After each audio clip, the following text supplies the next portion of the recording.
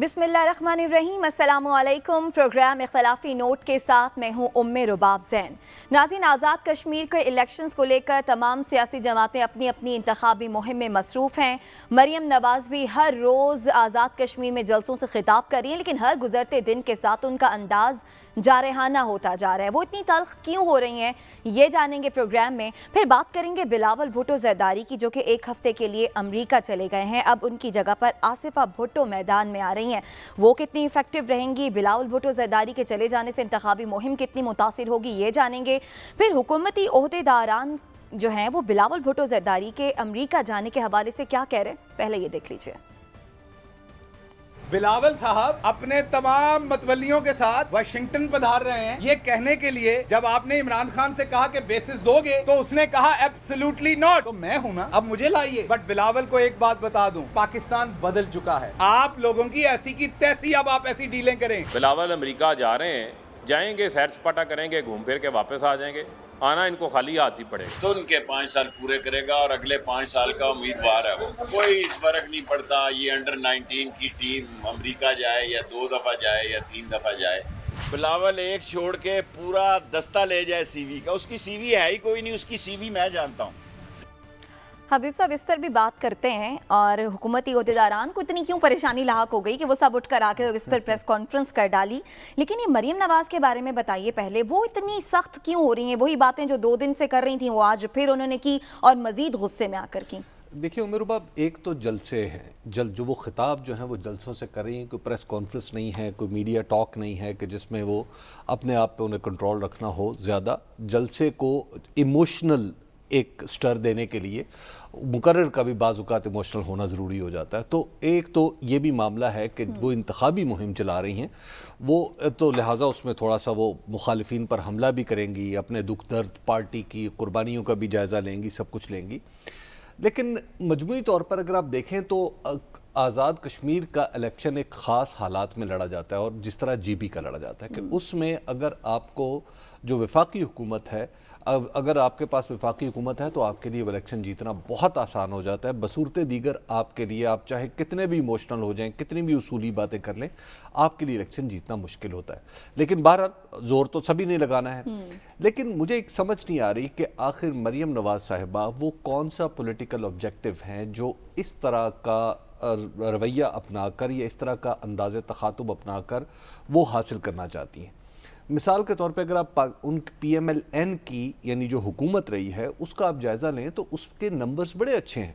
मिसाल के तौर पे जब ये हुकूमत आई थी इक़्तिदार में, फ़ारूक हैदर वाली, PMLN को जब AJK में इक़्तिदार मिला था तो इन्होंने 2.6% मिलता है उसको आज़ाद कश्मीर को, जो डिविजिबल पूल है, इन्होंने 3.6 कर दिया। और फिर वो हमारा जो आज़ाद कश्मीर है वो ओवरड्राफ्ट पे चल रहा था, उसको भी उसके मामला भी बड़े ठीक किए। और उसमें नवाज शरीफ साहब और ऑब्वियसली फवाद का भी बड़ा किरदार रहा, जो मुझे पता है।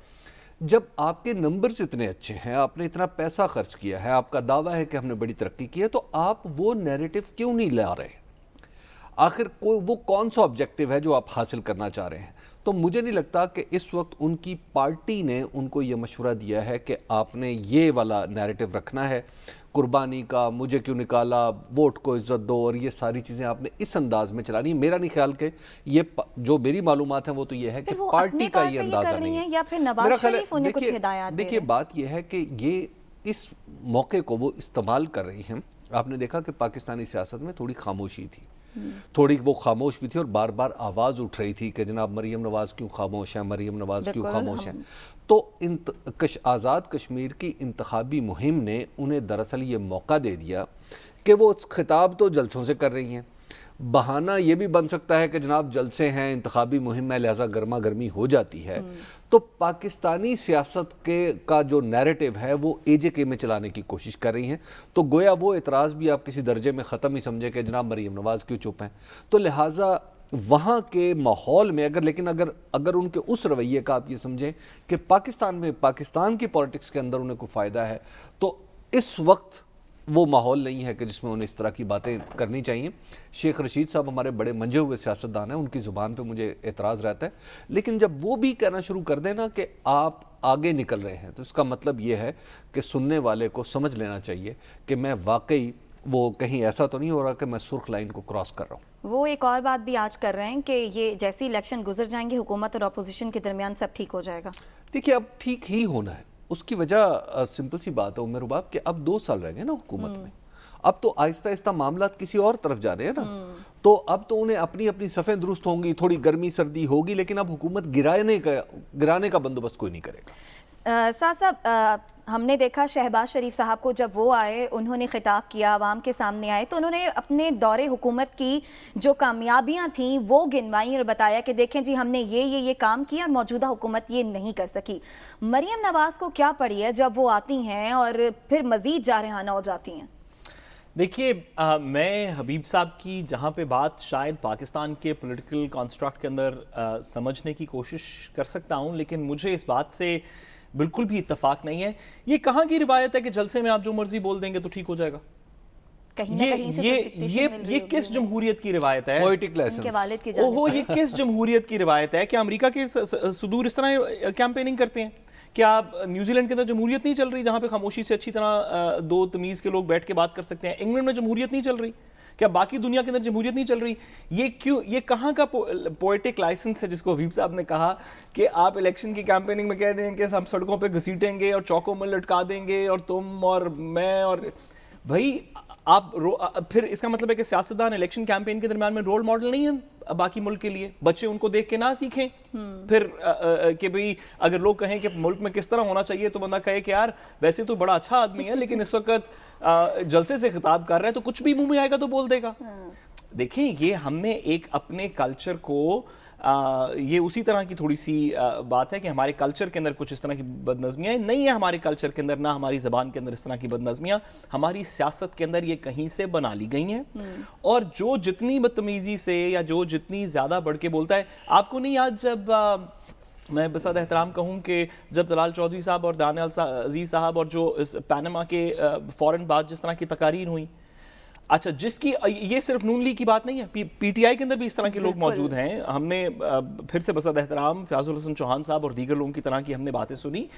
سیاست کے اندر ہمارا ایک کلچر بنتا چلا جا رہا ہے کہ جو شاہ کا سب سے زیادہ وفادار ہے وہ سب سے زیادہ آگے, جس کو ہم بولڈ کہتے ہیں لیکن اس کو اردو زبان میں میرے خیال ہے بدتمیزی کہنا چاہیے, کہ آپ اس سے بات کریں. یہ ہم نے سیاست کا کلچر بنا لیا اور کہا کہ جلسوں شلسوں میں یہ ہو جاتا ہے. یہ بالکل نہیں ہوتا. کم از کم جو سننے والے کم عمر کے بچے, میں ان کو بتانا چاہتا ہوں کہ یہ بالکل نہیں ہوتا. دنیا کے اندر جمہوریت جو ہے وہ تھوڑی سی ریلیٹیولی تمیز سے بھی چل سکتی ہے. شہباز شریف صاحب والی آپ نے بات کی, اب میں اس پہ گزارش کروں.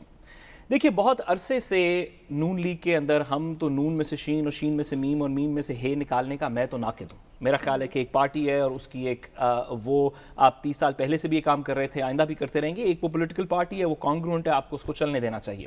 سوال کوئی پارٹی کے اندر سپلٹ کا یا مریم صاحبہ کی اور شہباز شریف صاحب کی سپلٹ کا نہیں ہے. سوال یہ ہے کہ پاکستان مسلم لیگ نون اپنی آئیڈینٹی کیسے کنسٹرکٹ کرتی ہے. کیا وہ اپنی آئیڈینٹی بد زبانی کے اوپر, بد اخلاقی کے اوپر قائم کرے گی, یا وہ اپنی آئیڈینٹی ایک ایسی پولیٹیکل پارٹی کے اوپر بن کے قائل کرے گی جو کہ اچھی ہو بری ہو, اپنی پرفارمنس پہ بات کرتی ہیں, اپنی پالیسیز پہ بات کرتی ہے. بے نظیر بھٹو صاحبہ کو 17 سیٹیں ملی تھیں 1997 کے الیکشن میں. نیشنل اسمبلی میں صاحب 17 سیٹیں تھیں میرا خیال ہے.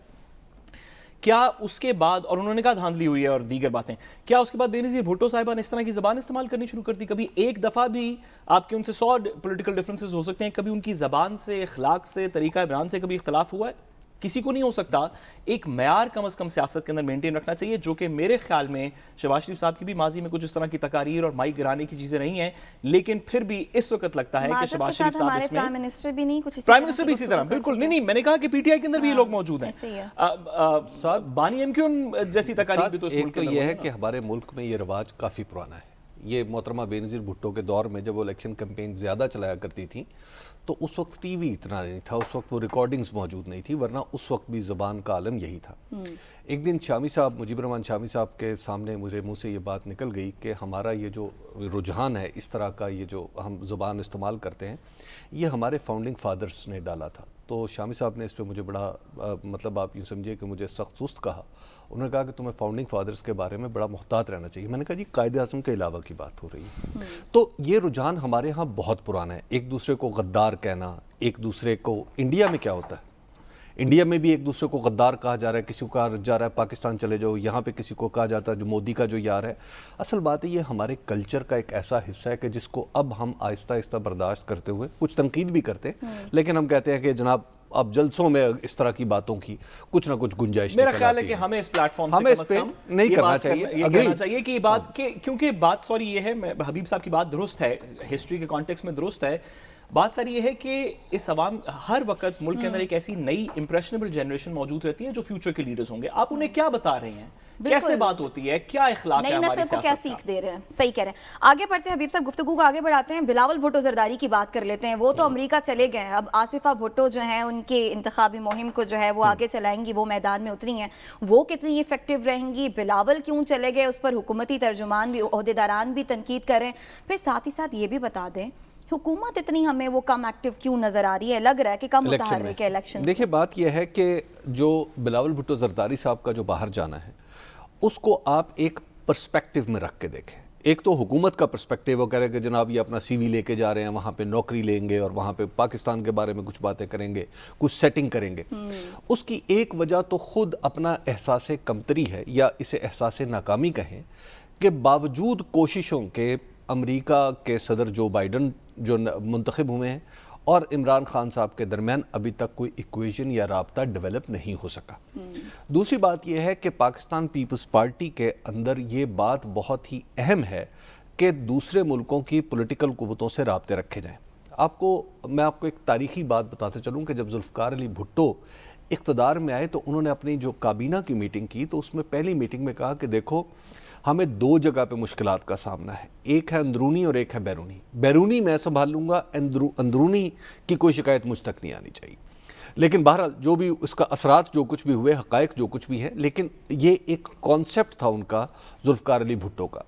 यही कॉन्सेप्ट फिर मोहतरमा बेनज़ीर भुट्टो शहीद का भी था। मोहतरमा बेनज़ीर भुट्टो जब लंदन में रहीं, यानी यहाँ से जब चली गईं, तो जलावतनी के दिनों में उन्होंने बहुत कोशिश करके लोगों से अपने राब्ते बनाए, वहाँ के पॉलिटिकल लीडरशिप से अपने राब्ते बनाए, और उसकी वजह से उनकी वापसी भी मुमकिन हुई 1986 में। और जब 2007 में वो वापस आई तो उस वक्त भी उन्होंने वही आजमूदा रास्ता अख्तियार किया था जनरल परवेज़ मुशर्रफ के ख़िलाफ़, कि इंग्लैंड, बरतानिया में और अमेरिका में, जो UAE में उन्होंने लोगों से राब्ते किए, पॉलिटिकल प्रेशर बाहर से बिल्ड किया।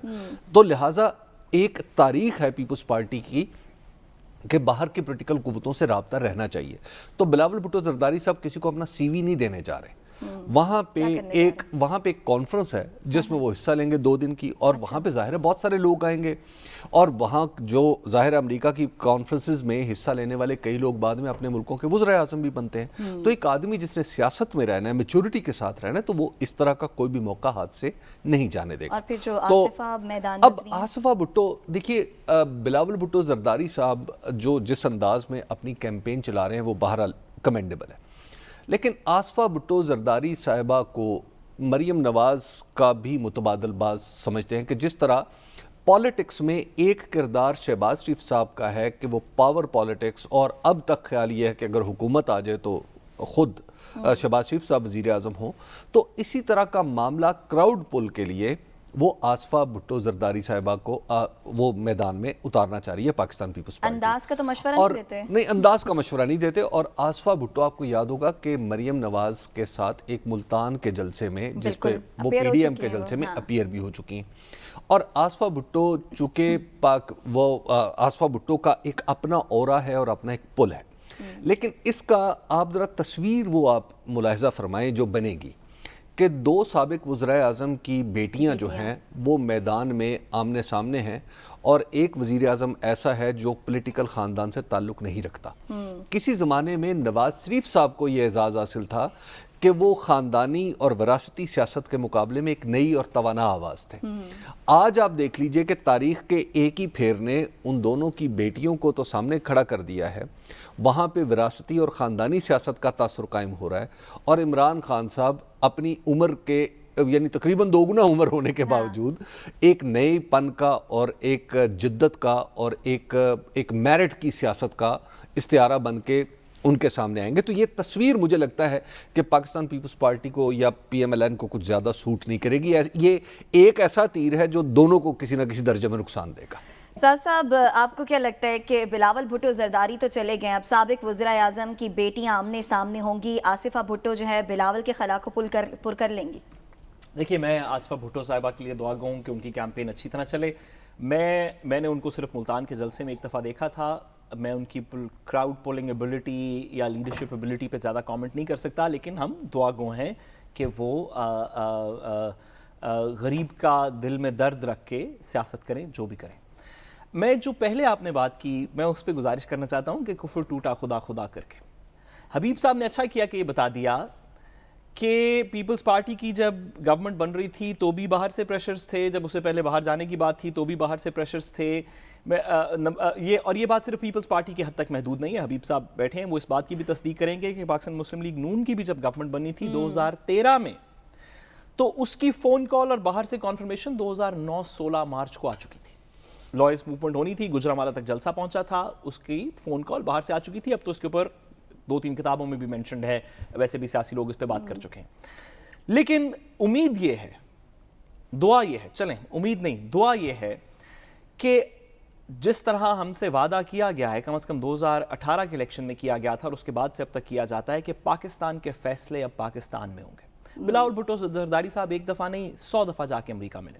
ہمارے امریکہ سے اچھے تعلقات ہونے چاہیے، وہ انگلینڈ جائیں، ہمارے انگلینڈ سے اچھے تعلقات ہونے چاہیے.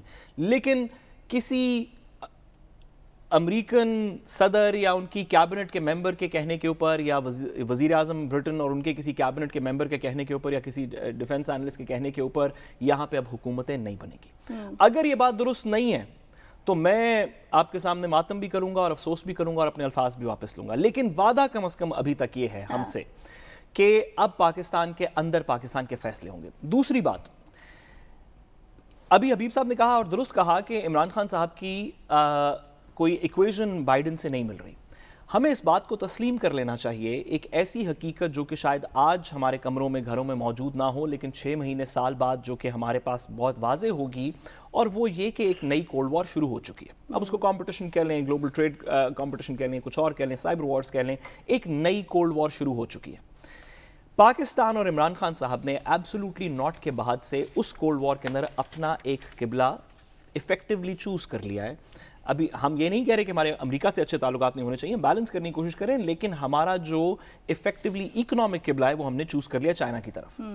ایسی سچویشن کے اندر امریکہ تو چاہتا ہے کہ اس کو کاؤنٹر ویٹ ملے پاکستان کے اندر بھی، کوئی ایسی پاورز بھی ہوں جن کے اوپر امریکہ کا تھوڑا سا ساتھ ہو، تھوڑا سا ہاتھ ہو، تھوڑا سا سایہ ہو. کل کو اگر وہ پاور میں آ جائیں تو کچھ تو امریکہ کی اس کے درمیان میں پل ہو، اور وزیر اعظم عمران خان صاحب کے ساتھ ان کو وہ پل نہیں مل رہی، تو وہ تو بہت خوش ہوں گے کہ بلاول صاحب آئیں. وہ کہیں گے مریم صاحبہ بھی آئیں، تاثر ہے کہ وہ اس لیے جا رہے ہیں. وہ کہیں گے مریم صاحبہ بھی آئیں. وہ اگر آپ اور میں جانا چاہیں گے تو ہمیں بھی بلائیں گے کہ آپ ضرور آئیں، بیکاز دے نیڈ کنسٹیچوئنسی. ان کو کنسٹیچوئنسی چاہیے پاکستان کے اندر. اس کو آپ بلاول صاحب کی کامیابی یا عمران خان صاحب کی ناکامی فارن ریلیشنز کی نہیں کہہ سکتے، یہ ایک نئے کولڈ وار کی حقیقت ہے. اچھا سعد، یہ کون کہتا تھا میں مغرب کو سب سے زیادہ جانتا ہوں؟ عمران خان صاحب. ہمارے عمران خان صاحب کہتے تھے نا. بالکل. بات یہ ہے، اور ہمیں سب سے زیادہ مشکلات کہاں سے آ رہی ہیں؟ مغرب سے آ رہی ہیں. تو پھر اگر آپ مغرب کو پوری کولڈ وار تو کوئی نہیں بدل سکتا نا. کیا اگر نواز شریف صاحب ہوتے تو یہ پریشرز نہیں ہوتے؟ کیا زرداری صاحب ہوتے تو پریشرز نہیں ہوتے؟ نہیں، یہ تو اگر کی بات ہے. نہیں دیکھیے، آپ جو بات کریں یہ خواہشاتی ہے، میں تو عرض کر رہا ہوں واقعاتی بات یہ ہے کہ عمران خان صاحب ہمارے ملک کے وزیر اعظم ہیں. ہمارا جی ایس پی خطرے میں پڑا ہوا ہے، آئی ایم ایف کے ساتھ ہمارے پرابلم بنے ہوئے ہیں، ورلڈ بینک نے ہماری کس روک لی ہوئی ہے ہمیں، اور ہمارے خلاف چائلڈ سولجر جو پاکستان میں کسی نے کبھی سوچا ہی نہیں، اس کے خلاف امریکہ نے ہمیں اس لسٹ میں شامل کر دیا ہے. تو بات یہ ہے کہ مغرب کو جاننے والی حکومت تو یہ ہے نا. درست. اور پھر ہمارے خلاف جو یورپی یونین ہے اس نے کتنی خطرناک قرارداد منظور کی جس کے مقابلے میں صرف 3 ووٹ آئے. بات یہ ہے کہ ہمارے وزارت خارجہ کو بھی کچھ خیال کرنا چاہیے. بند کر دیں، ساری چیزیں ٹھیک ہو نہیں، جائیں گی. ایسا نہیں ہے. اتنی سادہ بات اس وقت یہ اگر آپ کو کام نہیں آتا تو مد نظر رکھ کر ہی آگے بڑھنا ہوگا. پروگرام میں وقت ہوا بریک کا. بریک سے جب واپس آئیں گے تو کورونا کی 4تھی لہر کا خطرہ منڈلا رہا ہے، اس پر بات ہوگی. ہمارے ساتھ رہیے گا.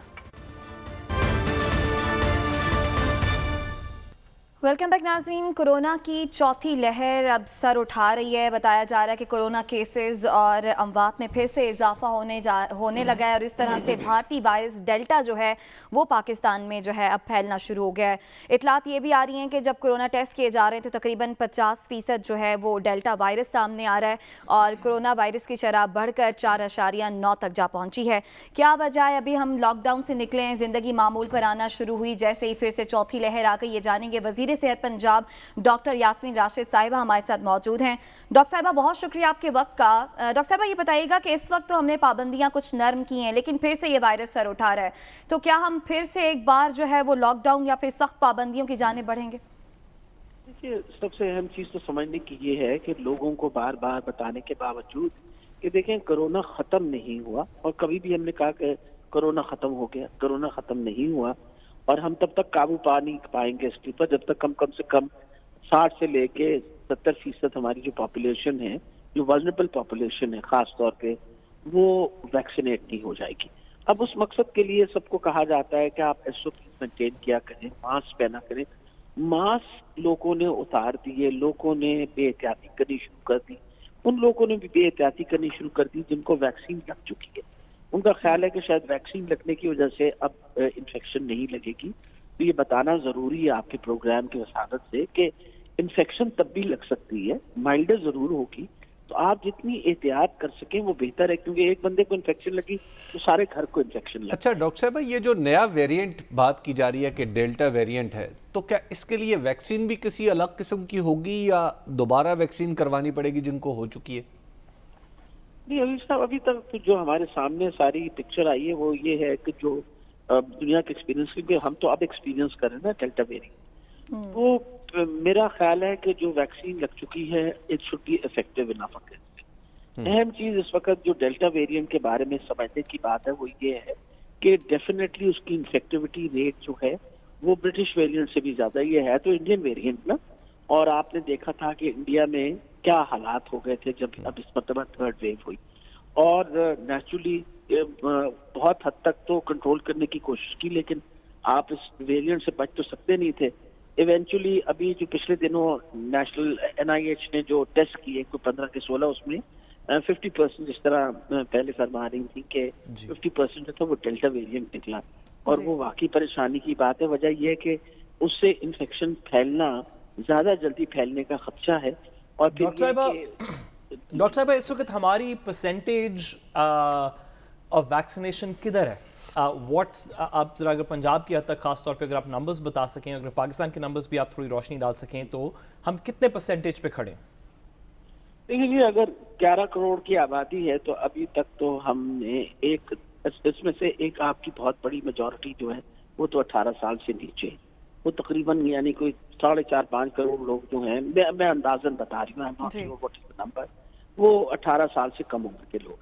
अब अगर मैं 18 साल से ज्यादा उम्र के लोग जिनकी में हम वैक्सीनेशन लगा रहे हैं, उसमें से अब तक आज के दिन तक 1,02,70,000 वैक्सीन लग चुकी है। यानी तकरीबन वो जो वल्नरेबल पॉपुलेशन है उसकी कुछ 15 to 20% लोगों को वल्नरेबल, मैं वही बता रही हूँ, वो जो 6 करोड़ लोग जो हैं, 6-7 करोड़ लोग, उनकी जो वल्नरेबल पॉपुलेशन है उसमें तकरीबन हम इन लोगों को वैक्सीन फर्स्ट और सेकंड डोज में ला के हम लगा चुके, और पूरी कोशिश कर रहे हैं कि जल्द से जल्द बाकी को लगे। लेकिन ये आप जब हर्ड इम्यूनिटी की बात करते हैं ना, तो हर्ड इम्यूनिटी तो तब तक नहीं होगी जब तक हम कम से कम एटलीस्ट मेरे अंदाजे में 60 से 70% लोग जो हैं। और डॉक्टर साहब, हमारा जो प्लान है वैक्सीनेशन का, वो तो आई एम श्योर के नंबर्स तो हमने all the way out draw out किए होंगे। हमारे करंट प्लान ऑफ वैक्सीनेशन में हमें कितना अरसा लगेगा इस 70% के नंबर पहुंचने में? हमारा plan is it going to be a year, 18 महीने, 24 महीने, हमारा क्या प्लान है इसमें? देखिए, मैंने जिस तरह divided the population of Punjab out of the 11 crores, if I say कि जी एक population that exists which is less than age 18, जी अगर हम उसको निकाल दें and the population above age 18 उसकी कैलकुलेशन आप करें, तो मेरे अंदाजे में अगर हम अपना रफ्तार वैक्सीनेशन किस तरह रखें तो कम से कम और कुछ नहीं तो इस साल के आखिर तक हम कम से कम 55% से लेकर 60% लोगों को कम से कम 55% से कह रही हैं कि 60% तक लोग जो है इस साल तक वैक्सीनेटेड हो जाएंगे। डॉक्टर साहब एक और मामला, उनमें से कह रही हूँ। जी डॉक्टर साहब एक और मामला ईद सर पर है। ऐसे में अब कोरोना की चौथी लहर भी फैल रही है, तो हम क्या कोई पाबंदियां लगाने जा रहे हैं, क्योंकि बकरा मंडियां भी जो हैं वो भी लग चुकी हैं? क्या SOPs होंगे या फिर मुकम्मल लॉकडाउन की तरफ हम बढ़ेंगे? पंजाब हुकूमत क्या सोच रही है? देखिए, इसके ऊपर कल बड़ी डिटेल मीटिंग हुई थी, SOP सारे डिस्कस हुए थे और अलग-अलग सबकी रिस्पांसिबिलिटी लगा दी गई है। खास तौर पे ये जो अगला हफ्ता है 12 से 18 तक इसको बाकायदा SOP पे इम्प्लीमेंटेशन का वीक बनाया जा रहा है और जितने हमारे एडमिनिस्ट्रेटर्स थे, सारे डिस्ट्रिक्ट्स के कमिश्नर्स वगैरह सबको बताया है कि जी SOPs have to be implemented very strictly. तो डॉक्टर साहब रेस्टोरेंट्स और शादी हॉल्स क्या वो फिर से बंद कर दिए जाएंगे? क्योंकि आप लोग कह रहे थे ना कि वैक्सीनेटेड हैं अमला तो फिर रेस्टोरेंट्स ओपन हो सकते हैं। जी, हमने ये कहा है कि आप अगर इंडोर एक्टिविटी चाहते हैं तो जैसे रेस्टोरेंट के अंदर आज सिर्फ वो जाएंगे जो वैक्सीनेटेड हों, और मेरा ख्याल है ये तो एक अच्छी कदम होगा कि इस तरीके से हम इनकरेज करेंगे लोगों को अपने आप को वैक्सीनेट करवाने के लिए। इसी तरह जो लोग शादियों पे डॉक्टर साहब कोई कार्ड कैरी करेंगे इसमें, कैसे डिटरमिन कैसे करेंगे? देखिए जी, जब आपको वैक्सीन लगती है तो एक कार्ड तो दिया जाता है ना आपको, एक इनिशियल वैक्सीन पे भी कार्ड दिया जाता है और वंस यू हैड दोनों आपकी डोजेज लग जाती हैं तो नादरा से आपको कार्ड मिल जाता है, तो आपको कार्ड कैरी करना चाहिए। या तो इसका मतलब है इफेक्टिवली, सॉरी डॉक्टर साहब वक्त की गलत है, बट इफेक्टिवली तो ये एक वैक्सीन पासपोर्ट होगा ना जो रेस्टोरेंट्स में इस्तेमाल होगा? जी हर जगह इस्तेमाल होगा, क्योंकि इन फ्यूचर हमारी पूरी कोशिश है कि this should be your passport to move anywhere. देखिए ना, एक बंदा जिसने अपने आप को वैक्सीनेट करवा लिया है, इसका मतलब है वो और उन लोगों का अपने अलावा और लोगों का भी एहसास कर रहे हैं जी डॉक्टर साहब, किसी और को बीमारी ना लगे। अब वो कोशिश कर रहे हैं तो हम फिर उन लोगों को प्रायोरिटी देंगे ना जिन्होंने ये कदम उठाया है और अपने आप को वैक्सीनेट करवाया है, कि उनको हर किस्म की चीजों में उनको प्रायोरिटाइज करते हैं। जी बहुत शुक्रिया। वजीर सेहत पंजाब डॉक्टर यास्मीन राशिद साहिबा हमारे साथ मौजूद थी। ब्रेक के बाद वापस आएंगे, अफगानिस्तान की सूरत हाल पर बात करेंगे, हमारे साथ रहिएगा। वेलकम बैक नाज़रीन। अफगानिस्तान में सूरत हाल हर गुजरते दिन के साथ कशीदा होती जा रही है। दूसरी तरफ भारत जो है वो अफगानिस्तान में डबल गेम चल रहा है। एक तरफ तो अपने कौंसल खाने जो है भारत वो खाली कर रहा है, साथ ही साथ अशरफ गनी हुकूमत बचाने के लिए भारत तालिबान के खिलाफ जो है अफगान आर्मी को हथियार फराहम कर रहा है। भारत तालिबान हुकूमत के साथ मुज़ाकरात भी कर रहा है। हबीब साहब, ये भारत चाह क्या रहा है? ये डबल पॉलिसी, डबल गेम मेरा ख्याल है कि जब आप एक्सपोज हो जाएं तो आपकी हैसियत ख़त्म हो जाती है, बिलखुसूस अफ़गानिस्तान में या ऐसे मुल्क जहाँ पे आप सिर्फ अपना डिप्लोमेटिक आपने पोस्चर रखा और वहाँ पे जंग जारी हो, खाना जंगी हो, और आप जब उसमें एक्सपोज हो जाएं कि आप किसी एक फरीक के साथ तो सिर्फ बातचीत कर रहे हैं और दूसरे को आप जाके उसकी जेब में असला भी डाल रहे हैं, तो मेरा ख्याल है कि भारत की ये ऐसी नाकामी है कि जिस पे भारत की वजारत खारजा को, भारत की जासूसी एजेंसियों को, भारत की फ़ौज को भी चिल्लू भर पानी में डूब मरना चाहिए कि उनका जहाज अपने लोगों को लेने आ रहा है और असला देते हुए पकड़ा जा रहा है। तो अब आप जरा तसव्वुर कर लेना कि भारत की तालिबान की नज़र में क्या औकात रह गई। खित्ते के दीगर ममालिक Tajikistan, Uzbekistan, Iran, Pakistan, China जो इस वक्त कोशां हैं कि हम अपने पड़ोसी अफगानिस्तान के अंदर इस आग को ठंडा करें, तो वहाँ पे उनके सामने उनकी नज़रों में इसकी क्या औकात रहेगी। तो लिहाजा एक डिप्लोमेटिकली भारत के लिए बहुत ही बड़ा ब्लो है। मैं आप ज़रा देखिए कि चंद दिन में सूरत हाल ने कैसे पलटा खाया है कि बगराम से जिस दिन अमेरिका ने बत्तियां बुझा के जाने का फैसला किया, तो उन बुझी हुई बत्तियों के साथ ही इंडिया की भी फ्लाइट्स जो हैं वो पाकिस्तान के ऊपर से नहीं बल्कि बाहर से गुजरती हुई साइड लाइन कर पाकिस्तान को सर्कमवेंट करती हुई जो यूपी के एक एयरपोर्ट तक पहुंची, एक हवाई अड्डे तक। अब जो सूरत हाल है, यानी आप वहाँ पे ये देखिए कि सिर्फ इन दिनों में एक्सपोजर क्या हुआ है कि दरअसल ये इवैक्यूएशन तो थी अपने लोगों की, लेकिन साथ ही साथ इसलिए थी कि मुझे पता है कि मैं इवैक्यूएट करूंगा क्योंकि मैंने तो इस आग में तेल डालना है, बिल्कुल कहीं मेरे लोग ना इसमें इसकी जद में आ जाएं। तो लिहाजा इंडिया की तो मैं समझता हूं कि बहुत बड़ी शिकस्त है, और आप इसको इसके लिए आप वो जो आप कहते हैं ना कि इससे बड़ा डिप्लोमेटिक जो प्रॉब्लम है ना इंडिया के लिए हो नहीं सकता अफगानिस्तान के अंदर। तो गोया इससे एक और चीज़ भी साबित होगी कि अब इंडिया का जो थ्रेट था ना कंधार और इसके साथ साथ जो उसने अपने कौंसल खाने बनाए हुए थे जलालाबाद तक, तो वो थ्रेट भी الحمدللہ ہمارے لیے بڑی حد تک ختم ہو گیا. جہاں سے کلبھوشن یادو جیسے لوگ آپریٹ ہو رہے تھے, جہاں سے NDS والے آپریٹ کرتے تھے, جہاں سے ہمارے دہشت گردوں کو وہاں پہ سپورٹ ملتی تھی, انہیں پیسے ملتے تھے, تو لہٰذا وہ نیٹ ورک بھی ٹوٹا ہے. تو اس کے لیے ہمارے لیے بلیسنگ ان ڈسگائز ہے. اور تیسری بات یہ ہے کہ اب ہمیں بھارت کے خلاف اتنی محنت کرنے کی ضرورت نہیں ہے جتنی بھارت نے ماشاءاللہ خود اپنے پیر پہ کلہاڑی مار لی ہے. تو اسے بہرحال آپ اسے امداد غیبی سمجھ سکتے ہیں کہ جو بھارت سے جو حرکت سرزد ہوئی ہے. اور پھر جس طرح تصویریں ہیں, یعنی جہاز کی تصویریں ہیں اور بالکل بیڈلی ایکسپوز ہو گئے. جی صاحب دیکھیے, کندہار کی جو کاؤنسلیٹ ہے یہ وہ کاؤنسلیٹ ہے جہاں پہ ایفیکٹولی TTP بنی تھی. اور میں اور آپ اور ہم سب یہ باتوں میں آج کی خبر میں یہ ہم کہہ دیں گے کہ بھارت نے کندہار کو خالی کر دیا اور وہاں کی کاؤنسلیٹ خالی ہو گئی, اور ہم اس تصویروں پہ تھوڑا 2 میمز بھی لگائیں گے, تھوڑا مذاق بھی اڑائیں گے. لیکن اگر آپ اس کی پرسپیکٹیو دیکھیں, اس کا پچھلے 20 سال کے اندر TTP اور اس جیسی آرگنائزیشنز وہ ہیں جن کی وجہ سے پاکستان کے اندر APS پشاور سے لے کے کراچی کے ایشوز سے لے کے دیگر ایشوز, چائنیز ایمبیسی سے لے کے بہت سے اور ہمارے ہزارہ کمیونٹی کے اوپر جو اٹیکس ہیں, اس میں پاکستان نے بڑا سفر کیا. تو آج صرف یہ نہیں کہ بھارت جو ہے وہ بھاگتا ہوا جا رہا ہے, آج وہ پورا ایلیمنٹ جہاں سے فنڈ ہو رہا تھا, جہاں کریٹ ہوا, جہاں ٹرین ہوا, جہاں پہ پلاننگ ہوتی تھی, آج وہ اپنی جڑ سے وہاں سے اس کاؤنسلیٹ سے اکھاڑ جا رہے ہیں. جلال آباد کچھ عرصہ پہلے ہی ہو گیا تھا. یہ تو اللہ کا شکر ہے کہ پاکستان کا یہ جو ویسٹرن بارڈر ہے اس کے اوپر تھوڑی سی ہوپ فلی یہ والی سچویشن بہتر ہوگی. لیکن پاکستان کے ویسٹرن بارڈر پہ رسکس ابھی بھی موجود ہیں. آپ نے دیکھا کہ بھارت اسلحہ دیتا ہوا پکڑا گیا, تو کیا بھارت اکیلا تھا جو اسلحہ دے رہا تھا؟ کیا باقی ممالک کے جو لوگ آ جا رہے ہیں ان سب کے جہاز خالی تھے؟ اب افغانستان میں اسلحہ نہیں ہوگا. جو باقی ارد گرد کی جو کبھی ازبک بارڈر سے, کبھی ادھر کے بارڈر سے, کبھی جو ایجنسیز بنی ہوئی ہیں, جو پرائیویٹ کانٹریکٹرز بنے ہوئے ہیں, جو مختلف ناموں سے ISIS اور دیگر ناموں سے لوگ بنے ہوئے ہیں, ان کے پاس اب اسلحہ نہیں ہوگا. کیا طالبان اور ان کی آپس میں کل کو, جس طرح حبیب صاحب نے درست فرمایا کہ اس کے اوپر تیل چھڑکنے والی بات وہ کوئی نہیں کر سکے گا, صرف وہاں پہ ایمبیسی موجود ہونے کی وجہ سے کیا یہ ہونا تھا. تو پاکستان کے ویسٹرن بارڈرز پہ ابھی بھی کچھ خطرات موجود ہیں جس کی آرٹیکولیشن, جس کے خلاف پالیسی کی آرٹیکولیشن کل ہم نے بتایا, پرائم منسٹر صاحب نے بھی کی, DGISP نے بھی کی کہ پاکستان کی پالیسی کیا ہے.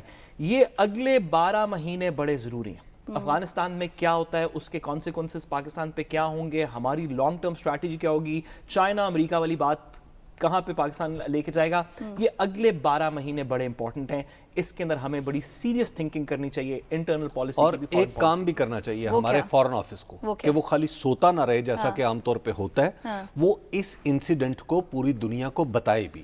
ہم نے عام طور پہ دیکھا کہ ہم ایسی چیزیں کر تو لیتے ہیں یا ہمارے ہاتھ لگ جاتی ہیں, ہم انہیں اچھی طرح دنیا میں مارکیٹ نہیں کر پاتے, دنیا کو بتا نہیں پاتے, تو وہ کام بھی کرنا ہے. اس کے ساتھ ہی پروگرام سے اجازت دیجیے, آپ سے اگلے ہفتے ملاقات ہوگی. اللہ نگہبان.